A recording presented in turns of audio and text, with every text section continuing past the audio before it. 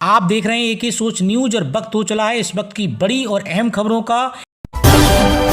दिल्ली में आम आदमी पार्टी के खिलाफ बीजेपी ने उतारी दिग्गजों की फौज, झुग्गी बस्तियों में किया विरोध प्रदर्शन। दिल्ली बीजेपी ने विधानसभा चुनाव के लिए सांसद, विधायक, पार्षदों और कार्यकर्ताओं को मैदान में उतार दिया है। रविवार को झुग्गी बस्ती की समस्याओं के खिलाफ बीजेपी ने अलग अलग जगहों पर प्रदर्शन किया। रामवीर सिंह भिथोड़ी ने कालकाजी विधानसभा क्षेत्र के गोविंदपुरी की झुग्गी बस्तियों में मोर्चा संभाला। प्रदेश महामंत्री विष्णु मित्तल ने शालीमार बाग के विरोध प्रदर्शन में हिस्सा लिया। सांसद योगेंद्र चंदोलिया ने बावना के केजी कॉलोनी में आम आदमी पार्टी पर हमला बोला। वहीं अगली बड़ी खबर में बहुसंख्यकों के हिसाब से काम करेगा देश, ये कहने में कोई संकोच नहीं, बीएचपी के कार्यक्रम में बोले हाई कोर्ट के जज। इलाहाबाद हाई कोर्ट के जज शेखर यादव ने विश्व हिंदू परिषद के एक कार्यक्रम में दो टूक कहा कि ये कहने में कोई संकोच नहीं है कि ये देश बहुसंख्यकों की इच्छा के अनुसार काम करेगा। जज प्रयागराज में बीएचपी द्वारा आयोजित यूजीसी को लेकर एक कार्यक्रम में बोल रहे थे। जज ने कहा कि मुझे ये कहने में कोई संकोच नहीं है कि ये हिंदुस्तान है, ये हिंदुस्तान में रहने वाले बहुसंख्यकों की इच्छा के हिसाब से काम करेगा। ये कानून है। आप ये नहीं कह सकते कि आप हाई कोर्ट के जज होने के नाते ऐसा कह रहे हैं। कानून बहुमत के हिसाब से काम करता है। इसे परिवार या समाज के संदर्भ में देखें, केवल वही स्वीकार किया जाएगा जिससे बहुसंख्यक का कल्याण और खुशी हो। वहीं आगे किसान आंदोलन मामले में बड़ी खबर, सुप्रीम कोर्ट ने खारिज की शंभू बॉर्डर से जुड़ी याचिका। सुप्रीम कोर्ट ने शंभू बॉर्डर खोलने वाली याचिका को खारिज कर दिया है। कोर्ट ने कहा कि इस मामले में पहले ही याचिका दाखिल की गई थी, बार बार एक जैसी याचिका दाखिल की जा रही हैं। कोर्ट ने सख्त लहजे में पूछा कि बार बार एक जैसी याचिका दाखिल क्यों की जा रही हैं। कोर्ट ने कहा कि पहले लंबित याचिकाओं पर सुनवाई करेगा। जस्टिस सूर्यकांत और जस्टिस मनमोहन की पीठ से किसानों को हाईवे से हटाने के निर्देश देने की मांग वाली याचिका कर दी थी। सुप्रीम कोर्ट में एक जनहित याचिका दाखिल कर शंभू बॉर्डर समेत हाईवे को खोलने के लिए केंद्र, पंजाब और हरियाणा सरकार को निर्देश देने की मांग की थी। याचिका में कहा गया कि हाईवे बंद करके प्रदर्शन करना लोगों के मौलिक अधिकारों का हनन है। याचिका में यह भी कहा गया कि यह नेशनल हाईवे एक्ट और बीएनएस के तहत भी अपराध है। इस पर सुप्रीम कोर्ट में जस्टिस सूर्यकांत ने याचिका खारिज करते हुए कहा कि ऐसा लगता है कि ये कोई मुकदमेबाजी के प्रचार के लिए हो रही है। भाई अगली बड़ी खबर पश्चिम बंगाल से जुड़ी है। पश्चिम बंगाल में बनाएंगे नई बाबरी मस्जिद, टीएमसी विधायक का ऐलान। टीएमसी विधायक हुमायूं अकबर ने पश्चिम बंगाल में नई बाबरी मस्जिद बनाए जाने का दावा किया है। हुमायूं कबीर ने कहा कि मुर्शिदाबाद इलाके में बेलडांगा में नई बाबरी मस्जिद बनाई जाएगी। उन्होंने कहा कि 6 दिसंबर 2025 से पहले ही बेलगांव में बाबरी मस्जिद की स्थापना का काम शुरू हो गया है। उन्होंने कहा कि पश्चिम बंगाल में 34% मुसलमान हैं। उनकी जो भावना है, उनकी जो पश्चिम बंगाल में सिर ऊंचा कर जीने की तमन्ना है, जो अधिकार है, उसके लिए मैं यहाँ से एक प्रस्ताव रखना चाहता हूँ। रुपए का कोई भाव नहीं होगा। यहाँ बेलडागा में जितने मदरसे हैं, इसके अलावा बहरामपुर इलाके में जितने मदरसे हैं, सभी मदरसों के प्रेसिडेंट और सेक्रेटरी से मिलकर 100 रुपया, उससे कुछ ज़्यादा लोगों को एक बाबरी मस्जिद ट्रस्ट बनाई जाएगी। इस ट्रस्ट की ओर से 6 दिसंबर 2025 के भीतर इसी बेलडागा इलाके में 2 एकड़ जमीन में बाबरी मस्जिद की स्थापना करेंगे। वहीं आगे अजमेर दरगाह में विवाद होता है तो मोदी चादर भेजते हैं। बीजेपी अल्पसंख्यक मोर्चा के राष्ट्रीय अध्यक्ष बोले विदेशी ताकतें और विपक्ष मिलकर देश को कमजोर कर रहा है। अजमेर की ख्वाजा मोइनुद्दीन चिश्ती की दरगाह में संकट मोचन महादेव मंदिर के दावे के बाद विवाद बढ़ता जा रहा है। इसी बीच बीजेपी के अल्पसंख्यक मोर्चा के राष्ट्रीय अध्यक्ष जमाल सिद्दीकी ने कहा अगर कोई विवाद होता तो प्रधानमंत्री नरेंद्र मोदी 10 साल यहाँ अकीदत और फूल और चादर नहीं भेजते। ये उनकी आस्था थी, कोई तुष्टीकरण नहीं। उन्होंने कहा कि प्रधानमंत्री किसी दबाव या खुश करने के लिए काम नहीं करते। पीएम मोदी वही काम करते हैं जो देश के लिए अच्छा हो। कुछ लोग भावनाओं को ठेस पहुंचा रहे हैं। भारत की नहीं बल्कि विश्व के लोग भी प्रधानमंत्री के अमन चैन की उम्मीद लगाए बैठे हैं। सिद्दीकी अजमेर दरगाह में ज़ियारत करने आए थे। अजमेर सर्किट हाउस में मीडिया से बातचीत में उन्होंने कहा कि विदेशी ताकतें और विपक्ष मिलकर देश को कमजोर कर रहा है। वहीं सिद्दीकी ने कोर्ट में याचिका दायर करने वाले हिंदू सेना के राष्ट्रीय अध्यक्ष विष्णु गुप्ता को लेकर कहा कि क्या विष्णु गुप्ता 800 साल के बाद भारत में पहला ऐसा विद्वान पैदा हुआ है जितने में इतना ज्ञान आ गया है कि वह अजमेर दरगाह में मंदिर था। क्या प्रधानमंत्री मोदी की इंटेलिजेंसी फेल रही तो पता नहीं कर पाई? क्या इसमें पहले हिंदू भाई शासक कर रहे थे? क्या वो समझ नहीं पाए? ये जो देश को तोड़ने की साजिश कर रहा है, ये दिख रहा है कि किसी के हाथों में खेल रहा है। विदेशी ताकतों और विपक्ष से मिलकर देश को कमजोर कर रहा है। इसका कहीं ना कहीं नुकसान विष्णु गुप्ता को होगा। वहीं अगली बड़ी खबर बांग्लादेश से जुड़ी है। अब होगा बांग्लादेश में असली खेल, खुलकर मैदान में आई शेख हसीना। यूनुस के खिलाफ जंग ऐलान। बांग्लादेश की राजनीति में आने वाले वक्त में कुछ बड़ा हो सकता है। पूर्व प्रधानमंत्री शेख हसीना अब खुलकर मैदान में उतर आई हैं। उन्होंने मौजूदा अंतरिम सरकार पर जमकर निशाना साधा और कहा कि अंतरिम सरकार के मुखिया प्रोफेसर यूनुस हत्यारे हैं। उन्होंने आवामी लीग के कार्यक्रम को वर्चुअल संबोधित करते हुए कहा कि हमें एकजुट होना होगा और अपने देश को बचाना होगा। इससे कुछ ही दिन पहले शेख हसीना ने अमेरिका में भी पार्टी के कार्यकर्ताओं को वर्चुअल संबोधित किया था। शेख हसीना फिलहाल इस समय दिल्ली में है। अगस्त में देश छोड़ने के बाद वह दिल्ली में ही रह रही हैं। इसी बीच बांग्लादेश में प्रोफेसर यूनुस की अंतरिम सरकार में हिंदू अल्पसंख्यकों के खिलाफ लगातार हिंसा बढ़ रही है। एक दिन पहले ढाका में एक मंदिर को आग के हवाले कर दिया गया। वहीं अपने वर्चुअल संबोधन में शेख हसीना ने कहा कि अंधेरा दूर होगा। ये फांसीवादी हत्यारे षड्यंत्रकारी यूनुस सरकार को बांग्लादेश के लोगों से सबक मिलेगा। वे हमारे देश को नष्ट कर रहे हैं। उन्होंने कहा कि आतंक मचा रखा है। कृपया सभी एकजुट हों और इस फांसीवादी सरकार को हटाएं ताकि बांग्लादेश के भविष्य अच्छा हो सके। अब आप किससे न्याय मांगेंगे? कोई भी आपके घर में घुस सकता है और सब कुछ चुरा सकता है।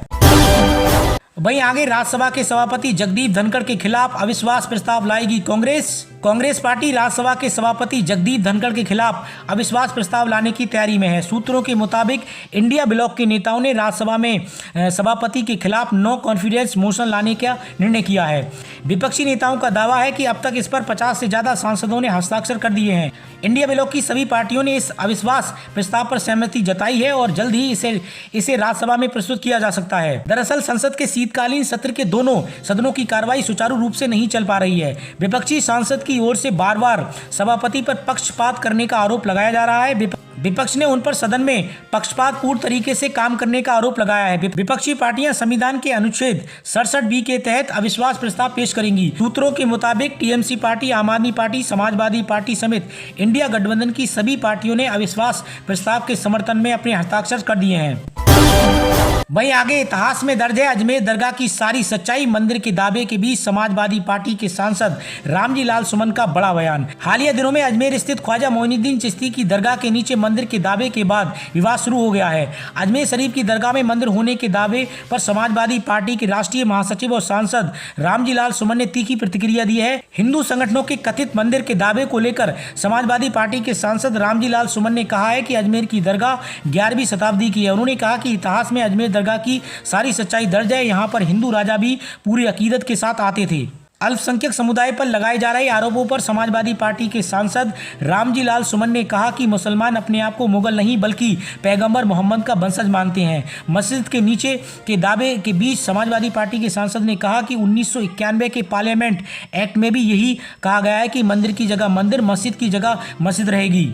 वहीं राष्ट्रीय स्वयंसेवक संघ के प्रमुख के बयान का जिक्र करते हुए समाजवादी पार्टी के राष्ट्रीय महासचिव रामजी लाल सुमन ने कहा कि मोहन भागवत ने भी साल 2022 में कहा था कि हर मस्जिद या दरगाह के नीचे खुदाई करना सही नहीं है। उन्होंने कहा कि अजमेर शरीफ की दरगाह में दुनिया का बड़े से बड़ा आदमी गया है। वहीं समाजवादी पार्टी के राष्ट्रीय महासचिव रामजी लाल सुमन ने पवित्र अजमेर शरीफ की रिवायतों का जिक्र करते हुए कहा कि यहां पर हर साल प्रधानमंत्री की तरफ से चादरपोशी करवाई जाती है। उन्होंने कहा कि दरगाह हिंदू मुस्लिम एकता का अद्भुत प्रतीक है। ऐसे में इसको लेकर विवाद खड़ा करना उचित नहीं है। वहीं अगली बड़ी खबर महाराष्ट्र से जुड़ी है। एकनाथ शिंदे की शिवसेना के ये 11 विधायक बनेंगे मंत्री, 2 दिग्गजों का कटेगा पत्ता। एकनाथ शिंदे वाली शिवसेना ने राज्य मंत्रिमंडल में शामिल करने के लिए अपने पूर्व मंत्रियों और संभावित मंत्रियों की सूची तैयार कर ली है। इस बार जो सूची सामने आ रही है उसमें 2 पूर्व मंत्रियों का पत्ता साफ होता दिख रहा है और उनकी जगह नए चेहरों को जगह मिलती दिख रही है। महाराष्ट्र में देवेंद्र फडणवीस के नेतृत्व में नई सरकार का गठन हो चुका है, जिसमें महायुति के 2 दलों शिवसेना प्रमुख एकनाथ शिंदे और एनसीपी प्रमुख अजित पवार उप मुख्यमंत्री बने हैं। सरकार गठन के बाद अब मंत्रिमंडल गठित करने की प्रक्रिया तेज हो गई है। ताजा खबरें ये हैं कि शिवसेना के कोटे में इस बार 11 विधायक मंत्री बन सकते हैं। वहीं आगे बांग्लादेश के घुसपैठियों को दिल्ली से बाहर निकालें, दरगाह हजरत निजामुद्दीन के उलमाओं ने की एलजी सक्सेना से मांग। दरगाह हजरत निजामुद्दीन और बस्ती निजामुद्दीन के उलमाओं के एक प्रतिनिधिमंडल ने उपराज्यपाल विनय कुमार सक्सेना से बांग्लादेश के मौजूदा हालात को लेकर मुलाकात की। इस दौरान उन्होंने बांग्लादेश में हिंदुओं के साथ हो रहे अत्याचार पर भी चिंता व्यक्त की। प्रतिनिधिमंडल ने उपराज्यपाल बीके सक्सेना से मिलने के बाद उन्हें ज्ञापन भी दिया। प्रतिनिधिमंडल ने बांग्लादेश में हिंदू भाइयों और अल्पसंख्यकों की बिगड़ती स्थिति पर चिंता व्यक्त करते हुए कहा कि हमारे कुछ सुझाव हैं जिस पर गौर करने की जरूरत है। उन्होंने कहा कि देश में और खासकर दिल्ली में अवैध बांग्लादेशी घुसपैठियों के खिलाफ सख्त कार्रवाई की जाए। अवैध बांग्लादेशी घुसपैठियों को किराए पर मकान नहीं दिए जाने चाहिए और जिन लोगों ने पहले से अपने मकान किराए पर दे रखे हैं उन्हें तत्काल खाली कराया जाना चाहिए। बांग्लादेशियों को किसी भी प्रतिष्ठान द्वारा रोजगार नहीं मिलना चाहिए और जिन लोगों को उन्हें रोजगार दिया है उनसे कहकर तुरंत उन्हें हटा देना चाहिए। साथ ही प्रतिनिधिमंडल ने कहा कि दिल्ली के निवासियों को निर्देश दिया जाना चाहिए कि अगर उन्हें पता चले कि उनके पड़ोस में कोई अवैध बांग्लादेशी या घुसपैठिया रह रहा है तो वे उसे इस संबंध में पुलिस को तुरंत जानकारी दें। साथ ही एमसीडी और दिल्ली पुलिस को भी निर्देश दिए जाने चाहिए कि वो अवैध घुसपैठियों को सड़कों, फुटपाथों, पार्कों और अन्य सरकारी जमीनों से हटाएं जहां जबरन कब्जा कर रखा है। मुस्लिम समाज के डेलीगेशन ने एलजी सक्सेना से कहा कि बांग्लादेश के घुसपैठियों द्वारा अवैध रूप से हासिल किए गए आधार कार्ड, वोटर आईडी या किसी अन्य सरकारी दस्तावेज को तुरंत रद्द किया जाए ताकि वो इसका गलत इस्तेमाल ना कर सकें। वहीं आगे सम्मल जामा मस्जिद सर्वे रिपोर्ट के लिए कोर्ट कमिश्नर ने मांगा 15 दिन का समय, मुस्लिम पक्ष ने जताई आपत्ति। सम्मल जामा मस्जिद के सर्वे की रिपोर्ट सोमवार को भी अदालत में दाखिल नहीं हो सकी। कोर्ट कमिश्नर ने अदालत से रिपोर्ट दाखिल करने के लिए 15 दिन का समय मांगा। कोर्ट कमिश्नर की मांग पर मुस्लिम पक्ष ने आपत्ति भी दाखिल की। इससे पहले 29 नवंबर को कोर्ट में दाखिल होनी थी, लेकिन कोर्ट कमिश्नर की गुजारिश पर 10 दिन का समय लिया गया था। 24 नवंबर को सर्वे के दौरान हिंसा भड़क गई थी। इस हिंसा में 4 लोगों की मौत हो गई थी। इसके बाद मामला पूरे देश में चर्चा का विषय बन गया था। इस पर सियासी संग्राम भी शुरू हो गया। मुस्लिम पक्ष सुप्रीम कोर्ट भी पहुंच गया था। सुप्रीम कोर्ट ने फिलहाल स्थानीय कोर्ट को किसी भी तरीके के फैसला सुनाने पर रोक लगाते हुए रिपोर्ट को सीलबंद लिफाफे में जमा करने का आदेश दिया था। मुस्लिम पक्ष को अपना मामला हाई कोर्ट को लेकर जाने को सुप्रीम कोर्ट ने कहा। हाई कोर्ट को यह भी आदेश दिया कि मुस्लिम पक्ष की याचिका पर 3 दिन के अंदर सुनवाई की जाएगी। वहीं आगे संजय मल्होत्रा होंगे आरबीआई के नए गवर्नर, शशिकांत दास के कार्यकाल में नहीं हुआ विस्तार। संजय मल्होत्रा को रिजर्व बैंक ऑफ इंडिया का नया गवर्नर नियुक्त किया गया है। वह मौजूदा गवर्नर शशिकांत दास का स्थान लेंगे, जिनका कार्यकाल 10 दिसंबर को समाप्त हो रहा है और मल्होत्रा का कार्यकाल अगले 3 साल के लिए होगा। मल्होत्रा के पास आरबीआई के कामकाज का गहरा अनुभव है। वे पहले से ही आरबीआई के सेंट्रल बोर्ड ऑफ डायरेक्टर के सदस्य हैं। सरकार ने उन्हें गवर्नर के पद के लिए इसलिए चुना है क्योंकि उनके पास आवश्यक योग्यता का और अनुभव भी है। वहीं आगे मुसलमानों को कटमुल्ला बताने वाले जज पर भड़के ओवैसी। हैदराबाद के सांसद असदुद्दीन ओवैसी ने इलाहाबाद हाई कोर्ट के जज एसके यादव की टिप्पणी पर तीखी प्रतिक्रिया दी है। जस्टिस एसके यादव ने विश्व हिंदू परिषद के कार्यक्रम में हिस्सा लिया। इस दौरान उन्होंने सामान्य नागरिकता संहिता पर बोलते हुए मुसलमानों के लिए कटमुल्ला शब्द का इस्तेमाल किया। इलाहाबाद हाई कोर्ट के मौजूदा जज जस्टिस शेखर कुमार यादव ने विश्व हिंदू परिषद के एक कार्यक्रम में यूजीसी सम्मान नागरिकता संहिता समेत कई मुद्दों पर अपनी बात रखी। इस दौरान उन्होंने कई विवादित बयान भी दिए। जस्टिस एसके यादव ने अपने बयान के दौरान मुस्लिम समुदाय के लिए कटमुल्ला शब्द का इस्तेमाल किया। उनके इस बयान की काफी आलोचना की जा रही है। हैदराबाद के सांसद और एआईएमआई के प्रमुख असदुद्दीन ओवैसी ने भी जस्टिस एसके यादव के बयान पर तीखी प्रतिक्रिया दी है। उन्होंने सोशल मीडिया प्लेटफॉर्म पर एक्स पर पोस्ट लिखा कि सरदार वल्लभ भाई पटेल ने नफरत और हिंसा की ताकत होने की वजह से बीएचपी पर प्रतिबंध लगाया था। वहीं आगे आम आदमी पार्टी की दूसरी लिस्ट पर भारतीय जनता पार्टी का निशाना। आम आदमी पार्टी को बताया डूबता जहाज।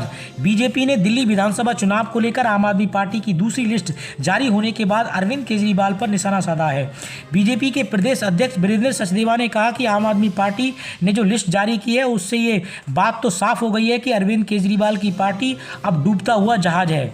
उन्होंने कहा कि पूर्व मुख्यमंत्री मनीष सिसोदिया को अपनी सीट बदलनी पड़ रही है। ये संदेश आम आदमी पार्टी के कार्यकर्ताओं और जनता को भी है कि हमने आप लोगों की सेवा नहीं की है, हमने केवल आप लोगों का माल लूटने का काम किया है। हम सीट बदलकर भाग रहे हैं, लेकिन सीट बदलने से आम आदमी पार्टी के कर्म नहीं बदलेंगे क्योंकि उन्होंने दिल्ली को लूटने का काम किया है। दिल्ली में अगले साल होने वाले विधानसभा चुनाव के लिए आम आदमी पार्टी ने अपनी दूसरी लिस्ट जारी कर दी है। आम आदमी पार्टी ने दिल्ली के पूर्व उप मुख्यमंत्री मनोज सिसोदिया की सीट बदल दी है। इस बार उन्हें पटपड़गंज की जगह जगपुरा से मैदान में उतारा गया है। वहीं हाल ही में आम आदमी पार्टी में शामिल हुए अवध ओझा को पटपड़गंज से टिकट दिया है। इसी तरीके की देश और दुनिया की खबरों के लिए आप AK सोच न्यूज़ के साथ जुड़े रहिए।